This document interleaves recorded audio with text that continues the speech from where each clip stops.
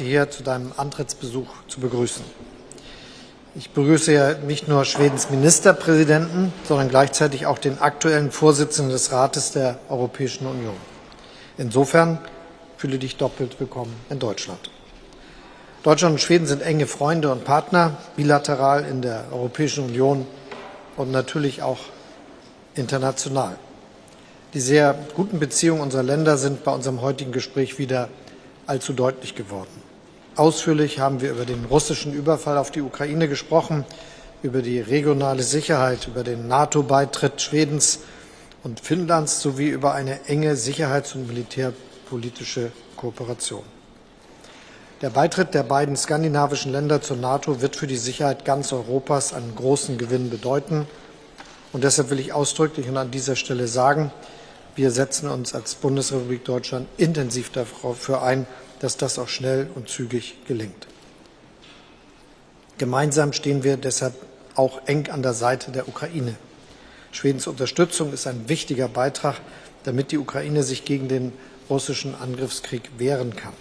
Insbesondere bedanke ich mich, dass deine Regierung Startvorrichtungen für das IRIS-T-Luftabwehr-Raketensystem sowie moderne Leopard 2 Kampfpanzer zugesagt hat. Neben der Unterstützung der Ukraine treibt uns im Augenblick auch die Frage um, wie wir die Wettbewerbsfähigkeit Europas stärken können. Diese Frage wird auch nächste Woche beim Europäischen Rat in Brüssel diskutiert werden. Ich begrüße es, dass die schwedische Ratspräsidentschaft auf eine langfristige Strategie dringt, um unsere Wettbewerbsfähigkeit zu erhöhen. Die EU-Kommission hat mit dem Industrieplan für den Green Deal eine erste Grundlage für diese Debatte vorgelegt. Um die Transformation unserer Volkswirtschaften hin zu Klimaneutralität zu bewerkstelligen, brauchen wir zielgerichtet und zeitlich begrenzt eine Flexibilisierung im EU-Beihilferecht. Es ist gut, dass die Kommission entsprechende Lockerungen vorsieht. Es geht darum, den europäischen Binnenmarkt als zentrale Errungenschaft der Europäischen Union zu bewahren. Deshalb darf es keinen Subventionswettlauf geben, weder in der Europäischen Union noch mit Drittstaaten. Trotzdem kann nicht alles bleiben, wie es ist. Wir brauchen mehr Tempo, unsere Genehmigungsprozesse müssen schneller werden und der Binnenmarkt in weiten Bereichen tiefer. In diesem Kontext steht die Diskussion der Reform des EU-Strommarktdesigns. Hier gilt es, eine fokussierte Reform anzustreben, die sich darauf konzentriert, die richtigen Lehren aus der Notwendigkeit der Energiewende zu ziehen und keine Eingriffe in das Design vorzunehmen, die langfristig schädlich sind. Wer grundlegend in den Markt eingreifen will, sollte erst das dann tun, wenn er mögliche Folgen des Handelns klar abschätzen kann. Und da sind wir noch nicht. Wir unterstützen Schweden auch dabei, die Verhandlungen zum Migrations- und Asylpaket in der Europäischen Union voranzutreiben. Alle Teile des Pakets sollten rasch vereinbart werden. Schließlich haben wir uns auch über den EU-Beitrittsprozess der Westbalkanstaaten sowie die Ukraine, Moldau und Georgien ausgetauscht. Alles sind Staaten, die zur europäischen Familie gehören und die wir bei ihren Reformprozessen unterstützen wollen. Für uns ist klar, dass das auch Konsequenzen für die Entscheidungsprozesse in der Europäischen Union hat und Reformen also nach sich zieht. So viel von mir. Willkommen in Berlin.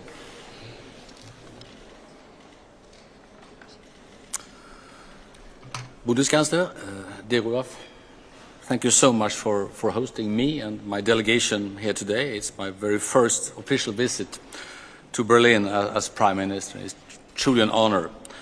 There are so many similarities between our countries. These two engineering countries.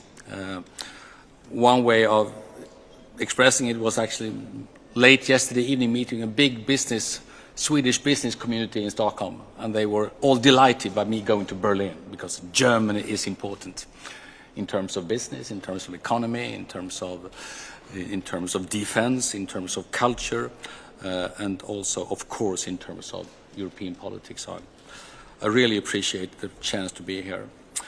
I have also very much appreciated our discussions today as we approach the mid-term of the Swedish EU presidency. A lot of topics on the agenda, from the world geopolitical topics to minor but still important topics in Europe. The goal we have set up, or the keywords we have set up for the Swedish presidency is greener, safer and freer. Greener, safer and freer. And we have many decisive issues on the agenda this coming weeks and the coming months. But of course, these are challenging times for Europe and of course, particularly for Ukraine. That goes without saying. And as the Chancellor said in his interview with Fareed Zakaria, we will continue to support Ukraine. It is necessary that Putin understands that he will not succeed with his invasion and his imperialistic aggression. These are words of leadership for very many European countries right now. Together, Germany and Sweden are investing in European security, and I would like to express my thankfulness to the Chancellor for leadership in providing Ukraine with Leopard 2 tanks, the same Leopards that we use in Sweden, and the same Leopards we also now provide Ukraine with. This leadership was an important step for us as well.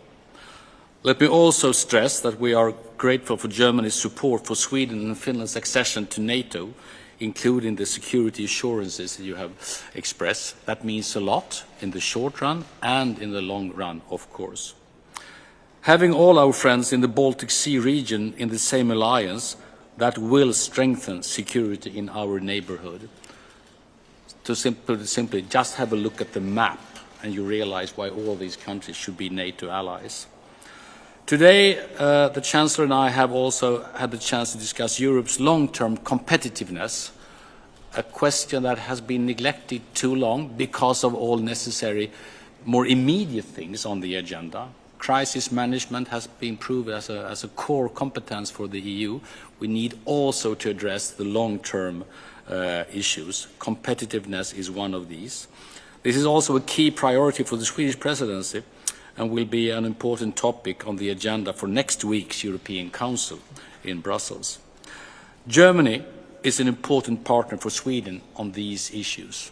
Few countries know better than we how you build long, important, successful, globalized companies and the skills that requires from individuals but also from countries.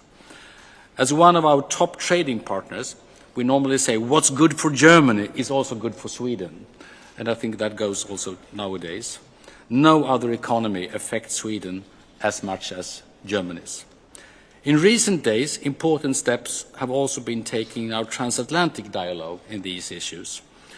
As I stressed earlier today in my speech at the Hertie School, the discussion about the US Inflation Reduction Act is and has to be a debate between friends, where we seek the best possible solutions. Friends who try to promote the best in our ability and capability and willingness to fight climate change. And as a holder of the presidency of the Council of the EU, this is an important priority for us. We need a greener and more competitive European economy. First and foremost, this means strengthening the single market, making free movement of services a reality, getting serious about better regulations and accelerating digitalization, prioritizing research and development, and of course increasing trade opportunities around the world.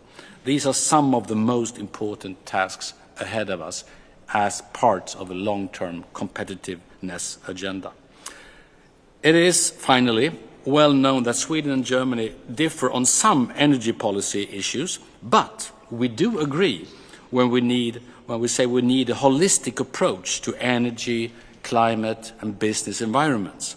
Therefore, Sweden and my government drew very good inspiration from your government in establishing a super ministry with the responsibilities for all these important issues under the same ministry doors. These are some of the topics of common interest that we have discussed here today, and I look forward to further discussions. Thank you again. Thank you.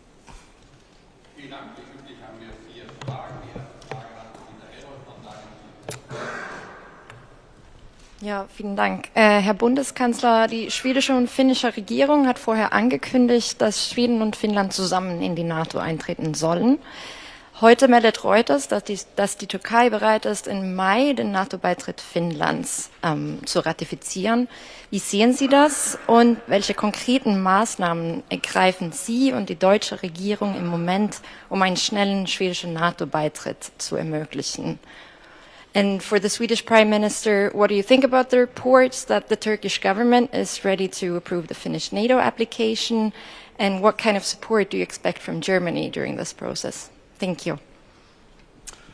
Thank you so much. Yeah, well, as you all know, we have increasingly the last weeks got the pieces of information suggesting that Turkey were prepared to ratify Finland before ratifying Sweden.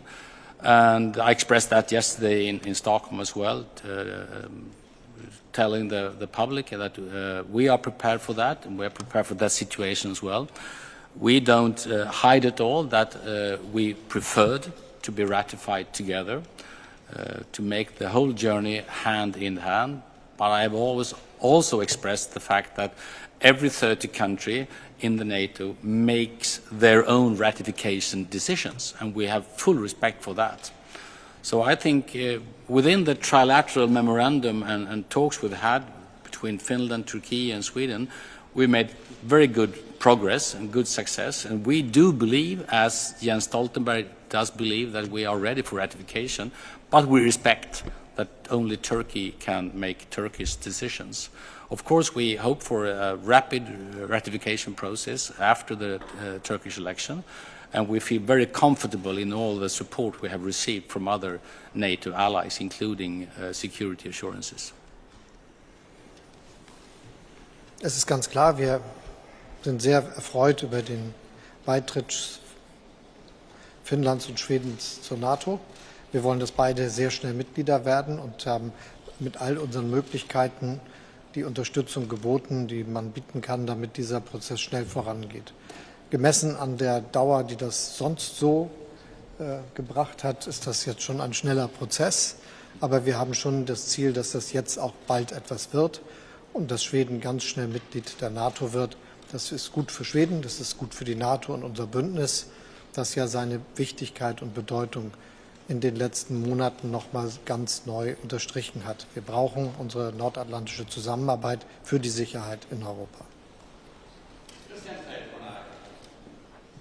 Danke sehr. Prime Minister, the task of the presidency is to facilitate compromises in the EU. How problematic from your point of view is it if already negotiated results in a trilogue are stopped afterwards, as it happened with the internal combustion engine? Und Herr Bundeskanzler, an Sie die Frage, es gibt in Brüssel in mehreren Mitgliedstaaten Unmut über das deutsche Verhalten. Wie wollen Sie sicherstellen, dass sich da nicht ein Eindruck festsetzt, Deutschland sei nicht zuverlässig auf europäischer Ebene? Danke sehr. Also zunächst mal, was uns betrifft, wir haben sehr unterstützt den Prozess, der mit dem gemeinsamen Ergebnis von Rat, Kommission und Parlament geendet hat.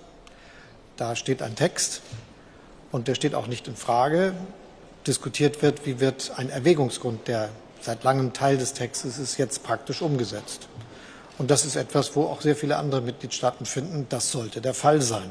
Insofern bewegen wir uns auf der Fragestellung oder entlang der Fragestellung, wie sieht der konkrete Kommissionsvorschlag, zu dem sich die Kommission in dem Trilog verpflichtet hat, aus, dass das auch gewährleistet wird, dass die Möglichkeit besteht, dass Fahrzeuge, die nicht mit Benzin, nicht mit Diesel betrieben werden können, nach 2035 aber mit E-Fuels betrieben werden könnten. Und das ist keine unlösbare Aufgabe, ist auch nicht schwer und deshalb rechne ich auch bald mit einem Ergebnis.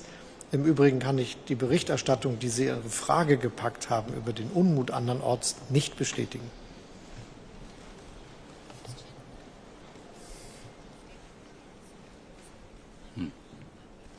Well, thank you. For Sweden, it's an interesting experience now to be having the role of the honest broker. Normally a pretty small country with strong views on more or less everything, and now we are trying to create as much as common ground as possible. I think that we take that role very seriously, and we try to be as successful as possible. So I think we are doing our very best.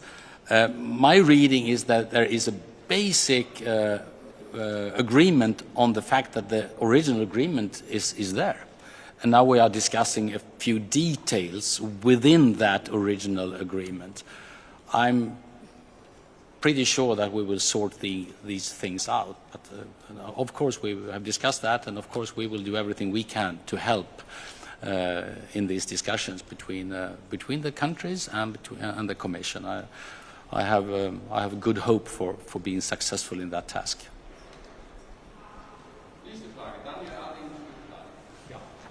Ja, hallo, Daniel Lalling von dem schwedischen Rundfunk. In exakt einem Monat schaltet Deutschland Kernkraft ab, mit großer Freude und Stolz und allem. Ja. Aber man setzt in Schweden fort mit Kernkraft. Deutschland wird Besitzer von viel Kernkraft in Schweden. Herr Bundeskanzler, sehen Sie das politisch logisch und könnten Sie sich vorstellen, dass Deutschland oder Uniper diese Kernkraft zurück nach Schweden verkauft oder so? War das ein Thema heute? Und I ask the Swedish Prime Minister of Kristersson the same question. Is that a comfortable situation for Sweden to be in? I mean, you really like nuclear power and you want it a lot. But now the Swedish nuclear power is owned by a country that really doesn't want it. Is that a comfortable situation for Sweden to be in? Thank you. Will you start? Well, to start off somewhere, we are very comfortable with Germany, and we are very comfortable with these companies who are in a skilled manner taking care of their businesses. So in that sense, we are very comfortable. I mean, sooner or later, of course, if there is a discussion going on for the ownership of these companies, obviously Sweden will take part of these discussions. But I don't think there is any hurry in these discussions, and I think both our governments very much respect the other countries' decisions on how to formulate our respective energy policies, and how the companies will work in these countries within respective countries' legislation. I don't consider that to be a big problem, actually. Ich kann da unmittelbar anschließen. Wir haben jetzt wegen des russischen Angriffskriegs auf die Ukraine eine große Menge Geld eingesetzt, um die Wirtschaft zu stabilisieren, auch einzelne Unternehmen zu retten. Aber das ist ja nicht die Absicht des deutschen Staates, jetzt Unternehmer zu werden, sondern das ist etwas, was wir gemacht haben, um in der ganz konkreten Situation zu helfen. Jetzt organisiert sich das Unternehmen neu und wird auch Entscheidungen für seine künftige Ausrichtung treffen. Und die neue Führung des Unternehmens wird da sich erstmal alles Karten legen müssen und dann Entscheidungen treffen. Insofern kann ich nur unterstreichen, was mein Kollege hier gesagt hat. Es gibt keine Eile. Und das Zweite ist, wir sind völlig klar, dass wir unsere Entscheidung treffen im Hinblick auf die Frage, wie wir unsere Energieversorgung in der Zukunft gewährleisten wollen. Und die Entscheidung Deutschlands ist, dass wir die Stromproduktion zum Beispiel aus den Quellen erneuerbarer Energien gewährleisten wollen.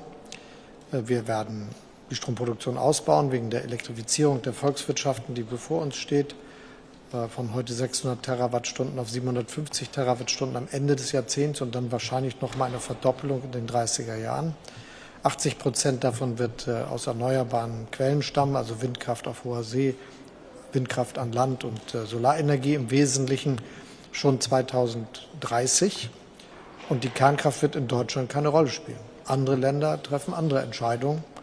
Und das ist auch ihre Sache, da haben wir nicht mitzureden.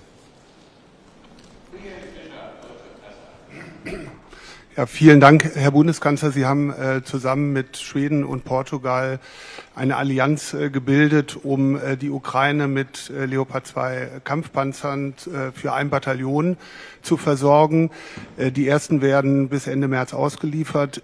Ist das eine einmalige Zusage oder können Sie sich vorstellen, diese Panzerallianz fortzuführen und dafür zu sorgen, dass die Ukraine noch mehr von diesen Leopard 2 Panzern erhält? And Prime Minister, a question to you as EU presidency. Ukraine is pushing for starting the negotiations about EU membership before the end of the year. Do you think this is realistic? Wir haben eine Entscheidung getroffen und viele eingeladen mitzumachen bei der Lieferung von Kampfpanzern des Typs Leopards, unterschiedlicher Bauart und Bauzeit. Das geschieht jetzt in mehreren Runden mit vielen anderen Ländern und das ist eine Aufgabe, die uns jetzt erstmal voll auslastet, wie man ja überall sehen kann. Im Übrigen haben wir garantiert, dass wir zusammen mit anderen die Sicherung der Leistungsfähigkeit der gelieferten Panzer auch gewährleisten wollen, die Reparatur, den ganzen Maintenance-Prozess, alles das, was dazugehört und auch mithelfen wollen, dass die Koordinierung der Munitionslieferung auch tatsächlich stattfindet, abgesehen vom Training, das wir auch durchführen. Und das ist die Aufgabe, die jetzt steht. Ansonsten gilt für alles, was wir in der Vergangenheit getan haben, dass wir versuchen werden, der Ukraine zu helfen. Wir haben ja angefangen mit schultergestützten Luftabwehrraketen und Panzerabwehrwaffen. Wir haben das über den Flakpanzer Gepard fortgesetzt, über die Frage der Mehrfachraketenwerfer. Wir haben Luftabwehrsysteme wie Iris-T oder den Patriot geliefert. Und wir haben jetzt auch diesen Panzer zur Verfügung gestellt. Und das ist die gesamte Strategie, die wir haben, in enger Kooperation mit vielen anderen. Interessant ist ja, dass man gemerkt hat, dass, nachdem wir unsere Entscheidung getroffen hatten, es auch einige Unterstützung gebraucht hat, dafür zu sorgen, dass noch viele mitmachen. Ich bin deshalb so dankbar für Schweden. Allow me first just to say that following the German decision, I think increasingly in every country we make decisions on a trade-off. What does Ukraine really need? What do we have ourselves? What can we actually deploy to Ukraine without risking defense capabilities? And what does other countries provide them with? My reading is that there's an increasing coordination being done right now between different countries to safeguard that Ukraine receives the right stuff at the right time. And that was also the message I received from President Zelensky in Kiev just a few weeks ago, the need for good coordination. I think he also confirmed that coordination has increased and improved rapidly. So to the Ukraine as a candidate status country for the EU, as everybody knows, the key words always used are merit-based. It's a merit-based process. That means literally that there are criteria to be met. There is an ongoing process for that, which the Commission is responsible for. My reading is that the Ukrainians are rapidly progressing in their efforts to deal with these criteria, and that they make impressively, not least despite the ongoing war. And I think, from my view, it's equally important to stick to merit-based, not to cutting corners, but also to stick to merit-based in the sense to acknowledging progress. So there will be an oral version of feedback later this spring, and a more formalized report during the fall that actually assesses the Ukrainian progress. And I realize, and I think everybody realizes how difficult this is, but for me it's important to give the Ukrainians the true and real hope that if they do what they are supposed to do, then the EU sticks to our obligations and sticks to our openness and are prepared to meet their progress.